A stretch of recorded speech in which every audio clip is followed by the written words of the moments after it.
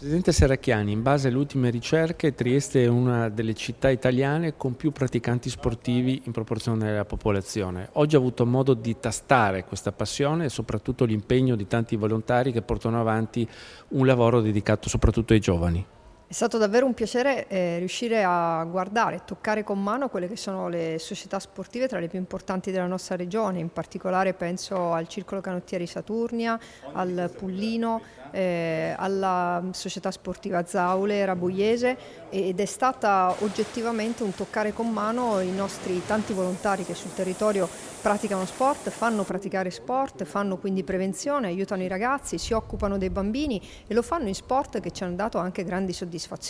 e credo che sia anche il valore di queste società sportive che sono assolutamente il nostro biglietto da visita migliore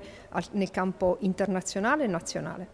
Poi un finale dedicato ai motori, c'è una manifestazione importante a metà ottobre dopo la Barcolana, sempre a Trieste, che è un vero e proprio marketing territoriale, è stato definito. Sì,